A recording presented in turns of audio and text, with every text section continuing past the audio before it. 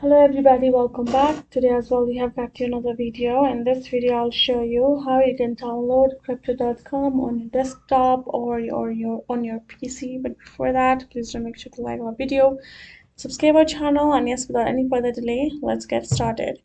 So for that, first thing you gotta do is open up your particular browser, and over here in the search section type in crypto.com wallet extension. Once you have done that, you will find this one particular search option available. You're going to tap on this crypto.com wallet extension on Chrome or web store.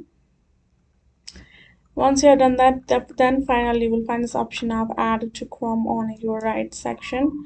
Once you do that, you're going to see this option of add extension. If you need it, yes, it can be the change all data on our website, display notification, etc. Tap on add extension. Your extensions will be added to your Chrome itself.